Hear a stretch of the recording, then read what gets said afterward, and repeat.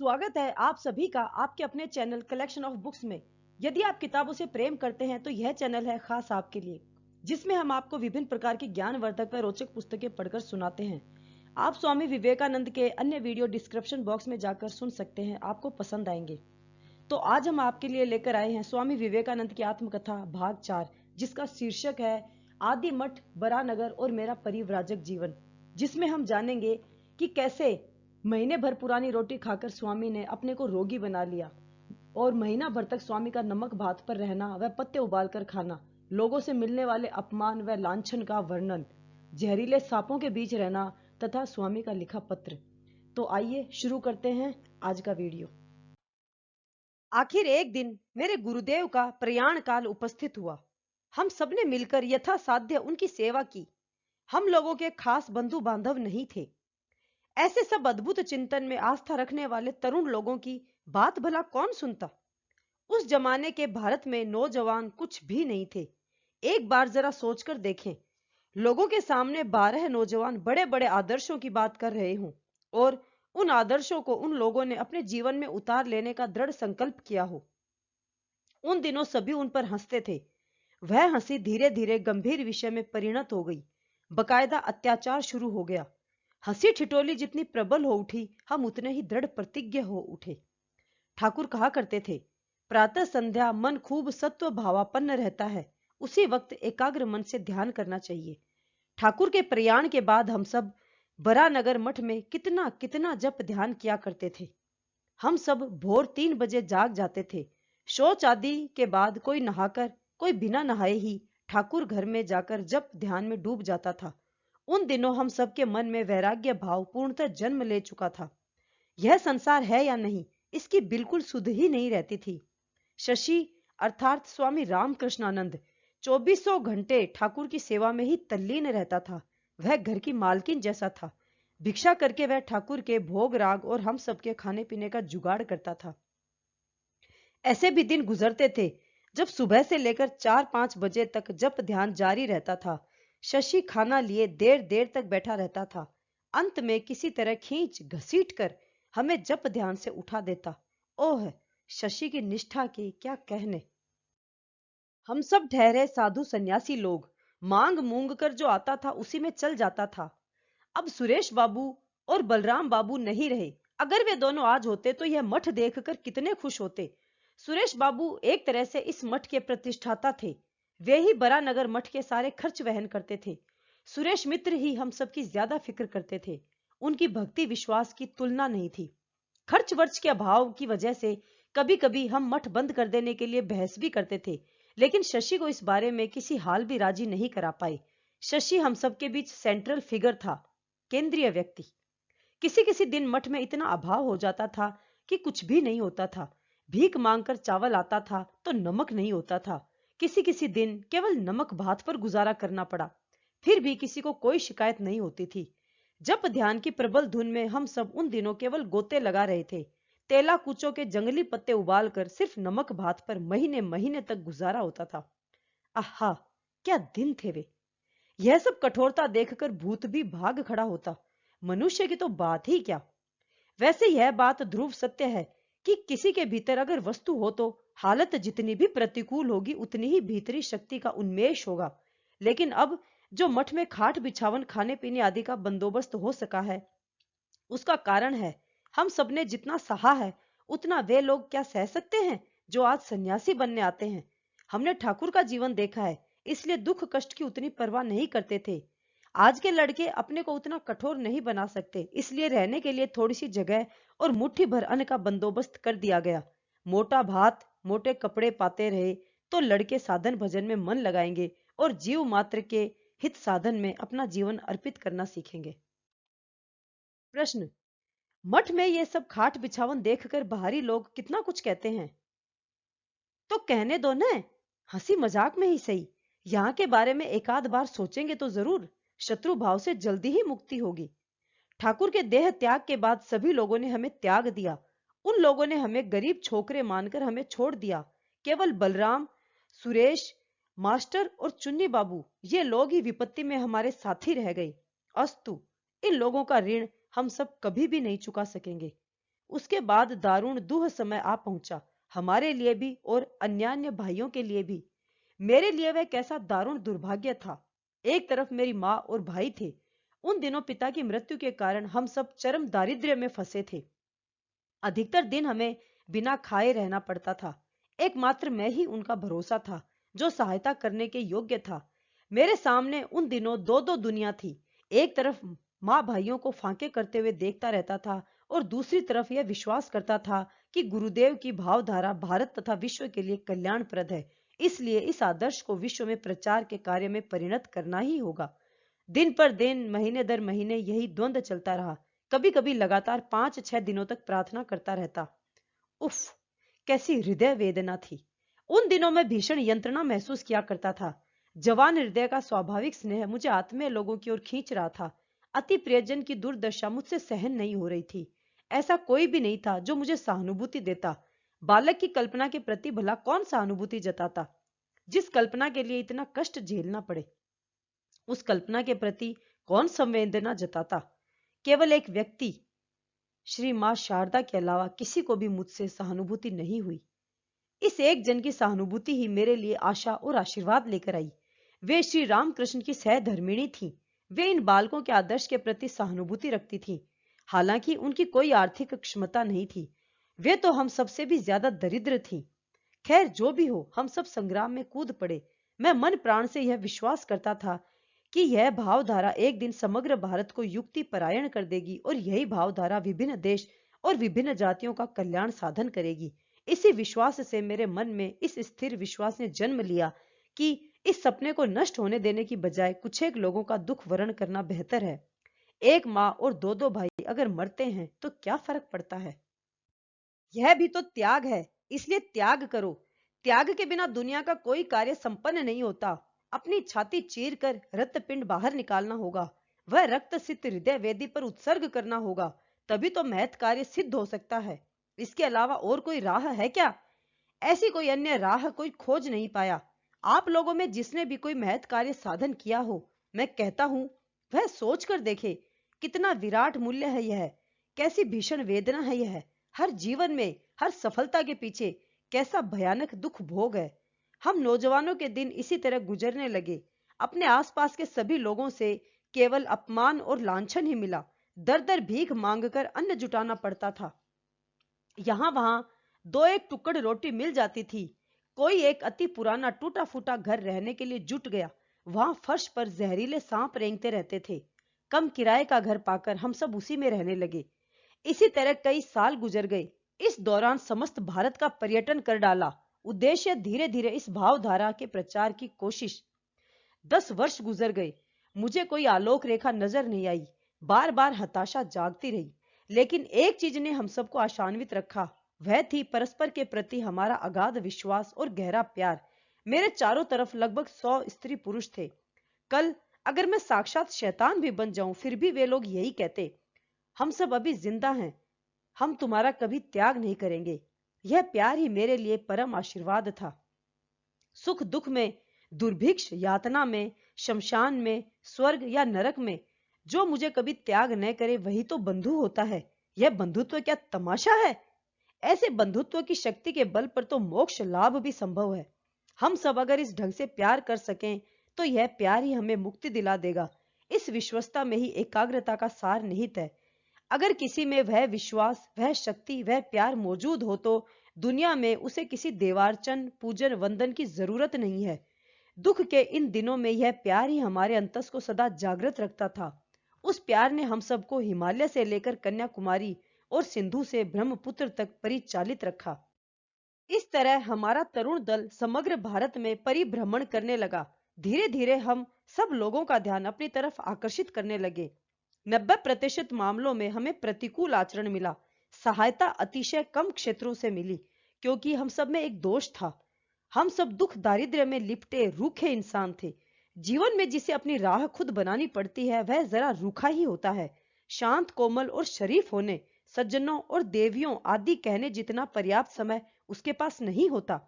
हर किसी के जीवन में यह देखा जा सकता है। इस तरह के व्यक्ति मानो उपेक्षित, रूखे, अक्खड़, बगैर तराशे हुए हीरे के टुकड़े होते हैं। हम सब उसी तरह के जीव थे।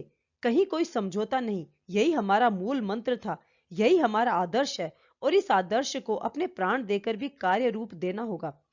जैसे किसी राजा के सामने हम इस आदर्श का प्रचार करेंगे, बिल्कुल उसी ढंग से किसान खेतीहर के सामने भी यही आदर्श प्रस्तुत करेंगे। जाहिर है हमें विरोध झेलना पड़ा, लेकिन हमें याद रखना होगा कि यही जीवन का अनुभव है। अगर कोई सच ही दूसरों की मंगल कामना करता है, तो चाहे दुनिया उसके विरुद्ध खड़ी हो जाए, उसका कुछ नहीं बिगाड़ सकती। आपकी ताकत के सामने लोग परास्त होकर ही रहेंगे। अगर कोई मन से और पूरी सच्चाई से निस्वार्थ हो, स्वयं ईश्वर की समूची शक्ति उसमें जागृत रहकर समस्त बाधा विपत्ति चूर चूर कर देती है। उन बालकों का झुंड ऐसा ही था। वे लोग निरे शिशु की तरह प्रकृति साम्राज्य में सदैव प्रस्फुटित पवित्र प्राण थे। गुरुदेव कहा करते थे, भगवान की वेदिका पर मैं बिना सूंघे हुए फूल और स्पर्श न किए गए फल ही निवेदन करना चाहता हूँ। महापुरुष की वह वाणी हमें संजीवित किए रहती थी। कहना चाहिए कि जिन बालकों को वे कलकत्ता की सड़कों से बटोर लाए थे, उन सबका भविष्य भी उन्हें स्पष्ट नजर आता था। इस लड़के का भविष्य या भविष्य में यह लड़का कैसा निकलता है, देख लेना। उनकी इस प्रकार की बातें सुनकर लोग उनका मजाक उड़ाते थे। वे अपने अविचलित विश्वास के साथ कहते थे, माँ ने ही मुझे इसे दिखाया है। मैं स्वयं कमजोर हो सकता हूँ, लेकिन जब माँ ने कहा है, तब उसमें भूल की कोई संभावना नहीं है। ऐसा होकर ही रहेगा। पूरे 10 वर्ष बिना किसी आशा, बिना रोशनी में ही गुजर गए। इसी बीच मेरा स्वास्थ्य गिरने लगा। कभी रात के 9 बजे 1 जून का आहार, कभी भोर 8 बजे एक बेला आहार, वह भी 3 दिनों बाद, और हमेशा ही फिजूल सा आहार। फलस्वरूप स्वास्थ्य पर उसकी प्रतिक्रिया होनी ही थी। भिखारी को अच्छा आहार भला कौन देता? वैसे भारत के लोगों में अच्छा आहार देने का सामर्थ्य भी नहीं होता। ज्यादातर समय पैदल चलकर, तुषार श्रृंग पार करके, या 10 मील की दुर्गम राह या पर्वत की चढ़ाई तय करके केवल 1 जून के आहार के लिए भटकना पड़ता था। भारत में रोटी में खमीर नहीं मिलाते। कभी कभी बिना खमीर की यह रोटी 20-30 दिनों तक रख छोड़ते हैं। वह रोटी ईंट से भी ज्यादा सख्त हो जाती है। भिखारियों को वही रोटी पकड़ा दी जाती है। 1 जून के आहार के प्रबंध के लिए मुझे दर दर भटकना पड़ता था। ऊपर से ईंट जैसी रोटी चबाते हुए मुंह से खून आने लगता था, दांत टूट जाता था। नदी से पानी लाकर किसी बर्तन में वह रोटी भिगो रखता था। कई कई महीनों इसी तरह रहना पड़ा, इसलिए स्वास्थ्य तो बिगड़ना ही था। जिस इंसान में इस तरह की धुन होती है, उसके सारे काम हो जाते हैं। हाँ, किसी के मामले में जरा देर से होते हैं, बस इतना ही फर्क है, लेकिन काम पूरा होता ही है। हम सब में भी उस तरह की जिद थी, इसलिए थोड़ा बहुत तो कुछ कुछ होता ही रहा। वरना कितने दुख कष्ट में दिन गुजरे हैं। एक बार तो भूखे पेट रहने की वजह से रास्ते पर ही सिर चकराने लगा और एक घर के दरवाजे पर ही बेहोश होकर गिर पड़ा। उस समय सिर पर जोर की बरसात हुई, तब जाकर कहीं होश आया। एक और दिन पेट में कुछ नहीं पड़ा। उपवासे रहकर ही कलकत्ता शहर में इधर उधर के काम में भटकता फिरा। रात 10-11 बजे मठ में पहुंचा, तब जाकर भोजन मिला। ऐसा प्राय होता रहता था। हमारे ठाकुर उस्ताद माली थे, इसलिए तरह तरह के फूलों से इस संघ रूपी गुलदस्ते को सजा गए थे। जहां का जो भी अच्छा था, सब यहाँ आकर जमा हो गया। कल अभी और कितने ही आएंगे। ठाकुर कहा करते थे, जिसने एक दिन भी ईश्वर को अकपट निश्चल मन से याद किया, उसे यहाँ आना ही होगा। यहाँ जो लोग रहते थे, सब एक एक महासिंह थे। जो लोग मेरे पास सिमटे सिकुड़े रहते हैं, उन सबको तुम मामूली इंसान मत समझना। यही लोग जब बाहर निकलेंगे, तब इन्हें देखकर लोग चैतन्य होंगे। इन लोगों को तू अनंत भाव में ठाकुर का अंश ही समझना। मैं इन लोगों को इसी रूप में देखता हूँ। यह जो राखाल है, उसके जैसा धर्म भाव मुझ में भी नहीं है। ठाकुर बच्चा समझकर उसे गोद में लिए रहते थे, उसे खिलाते पिलाते थे, साथ में सुलाते थे। वह हमारे मठ की शोभा था, हमारा राजा था। इस बाबूराम, हरि, शारदा, गंगाधर, शरत, शशि, सुबोध आदि जैसा ईश्वर विश्वासी तुझे दुनिया भर में शायद नहीं मिलेगा। ये लोग धर्म शक्ति के एक एक केंद्र जैसे हैं। समय आने पर उनमें भी शक्ति का विकास होगा। एक दल लोगों का सृजन करना, जो लोग मतों की भिन्नता के बावजूद आपस में अविच्छेद्य स्नेह प्यार के सूत्र में आबद्ध रहे। यह क्या विस्मयकारी नहीं है? भगवान ईसा के सभी शिष्य सन्यासी थे। शंकर, रामानुज, श्री चैतन्य और बुद्ध देव के साक्षात कृपा पात्र सभी संगी सर्वत्यागी सन्यासी थे। ये सभी सर्वत्यागी सन्यासी गुरु परंपरा क्रम में जगत में ब्रह्म विद्या प्रचार करते आ रहे हैं। कहां और कब सुना है कि काम कंचन का दास रहते हुए कोई इंसान इंसानों का उद्धार कर पाया है या ईश्वर प्राप्ति की राह दिखा सका है? स्वयं मुक्त न हो तो दूसरों को कैसे मुक्त करेगा? वेद वेदांत इतिहास पुराण सर्वत्र देख सकेगा। सन्यासी वर्ग ही सर्व काल में सर्व देश में लोक गुरु के रूप में धर्म के उपदेशक बने हैं। हिस्ट्री रिपीट्स इटसेल्फ, यथा पूर्व तथा परम। इस बार भी वही होगा। महासमन्वय आचार्य ठाकुर की सुयोग्य सन्यासी संतानें ही लोक गुरु के रूप में विश्व भर में पूजित हैं और होती रहेंगी। हमारे ठाकुर का चाल चलन भाव सब कुछ नए ढंग का था, इसलिए हम सब भी नए ढंग के हैं। कभी सज धज कर व्याख्यान देते हैं और कभी हर हर बम बम कहते हुए बदन पर राख लपेटकर पहाड़ों जंगलों में घोर तपस्या में दत्त चित्त हो जाते हैं। न्यूयॉर्क, 9 अगस्त 1895। प्रिय स्टर्डी, अपने निजी जीवन के कुछ एक अनुभवों का जिक्र करूं। जब मेरे गुरुदेव ने देह त्याग किया तब हम कुल 12 अज्ञात अख्यात अर्थ वित्तहीन नौजवान भर थे। अनगिनत शक्तिशाली संघ हमें कुचल डालने के लिए हम पर टूट पड़ने को तैयार थे, लेकिन श्री रामकृष्ण देव के सानिध्य में हम सब अतुल ऐश्वर्य के अधिकारी हुए। केवल वाक सर्वस्व न होकर यथार्थ जीवन यापन की एकांतिक इच्छा और विरामहीन साधना की प्रेरणा हमने उनसे प्राप्त की। आज समस्त भारत उन्हें जानता पहचानता है और श्रद्धा के साथ उनके चरणों में विनत है। उनके द्वारा प्रचारित सत्य समूह आज दावानल की तरह सभी दिशाओं में फैल चुका है। 10 वर्ष पहले उनके जन्मोत्सव पर 100 लोग भी नहीं जुटा पाया था, लेकिन पिछले वर्ष 50,000 लोग उनके जन्मोत्सव पर एकत्र हुए थे। उन दिनों उनके भाव और उपदेशों का प्रचार करने वाले उपयुक्त लोग कम ही थे। गृहस्थ भक्तों के अलावा उनके कई नौजवान शिष्य थे। उन शिष्यों ने अपना घर बार त्याग दिया था और गुरुजी के कार्यों को जारी रखने के लिए तैयार रहते थे। उन्हें दबाए रखने की कोशिश की गई, लेकिन उन लोगों के सामने जो महान जीवन आदर्श था, उसकी शक्ति के दम पर वे लोग दृढ़ता से खड़े रहे। चूंकि वे लोग वर्षों से दिव्य जीवन के संस्पर्श में आ चुके थे, इसलिए प्रबल उत्साह की आग उन लोगों के अंतस में भी संचरित हो चुकी थी। इसलिए वे लोग रंच मात्र भी विचलित नहीं हुए। ये युवक सन्यासी संघ की नियमावली का प्रतिपालन करने लगे और हालांकि उनमें से बहुतेरे युवक ऊंचे वंश के थे, तथापि जिस शहर में उनका जन्म हुआ था उसी शहर की सड़कों पर वे भीख मांगने लगे। शुरू में प्रबल बाधाएं झेलनी पड़ी, लेकिन वे लोग दृढ़ व्रती बने रहे और दिन पर दिन भारत में सर्वत्र उस महापुरुष के उपदेशों का प्रचार करने लगे। अंत में समग्र देश उस महापुरुष द्वारा प्रचारित भाव समूह से भर उठा। मैं किसी प्रकार के गर्व से नहीं कह रहा हूं, लेकिन याद रखें, मैं आप लोगों को उन मुट्ठी भर नौजवानों के बारे में बता रहा हूं। आज भारत में ऐसा कोई गांव नहीं है, ऐसे स्त्री पुरुष नहीं है जो उन लोगों के कार्यों से परिचित नहीं है और उन लोगों पर आंतरिक आशीर्वाद नहीं बरसाते। ऐसा कोई दुर्भिक्ष नहीं पड़ा जहां जाकर ये नौजवान सेवा कार्य में कूदे नहीं हो या यथासंभव लोगों को बचाने की कोशिशें न की हों। यह विश्वास मैं दृढ़ता से पोषण करता रहा हूं और आज भी करता हूं कि अगर मैं गृह त्याग न करता तो मेरे गुरु परमहंस श्री रामकृष्ण देव जिस विराट सत्य के प्रचार के लिए इस संसार में अवतरित हुए थे वह प्रकाशित नहीं हो पाता। इसके अलावा जो युवक वर्तमान युग की विलासिता और वस्तु तांत्रिकता की तरंगों को प्रतिहत करने के लिए पुख्ता बुनियाद की तरह खड़े हैं, उनकी क्या हालत होती। इन लोगों ने भारत का, खासकर बंगाल का अशेष कल्याण किया है। यह तो अभी शुरुआत है। प्रभु की कृपा से ये लोग ऐसे काम कर जाएंगे जिसके लिए समस्त जगत युगों तक उन लोगों को आशीष देगा। इसलिए एक तरफ भारत और समस्त विश्व के भावी धर्मों के बारे में मेरी योजना है कि जो लाखों लाख उपेक्षित नर नारी दिनों दिन दुख की अंधेरी सुरंग में धीरे धीरे डूबते जा रहे हैं, जिनकी सहायता करने या जिनके बारे में सोचने वाले कोई नहीं है, उन लोगों में मेरी सहानुभूति और प्यार का प्रसार करना। दूसरी तरफ मेरे जितने भी नजदीकी आत्मीय स्वजन हैं, उन लोगों के दुख और दुर्गति का हेतु बनना। इन दोनों में से मैंने पहले को ही अपने व्रत स्वरूप ग्रहण किया है। बाकी जो कुछ है वह प्रभु ही संपन्न करेंगे। वे हमेशा मेरे साथ साथ हैं, इस बारे में मैं निसंदेह हूं। जब तक मैं शुद्ध पवित्र हूं तब तक कोई भी मेरा प्रतिरोध करने में समर्थ नहीं हो सकता, क्योंकि मेरे गुरु ही मेरे सहाय हैं। भारत के असंख्य नर नारी मुझे समझ नहीं पाते, समझते भी कैसे? उन विचारों की चिंताधारा रोजमर्रा के खाने पीने के बंधे बंधाए नियम कानून की परिधि से बाहर नहीं आ पाती।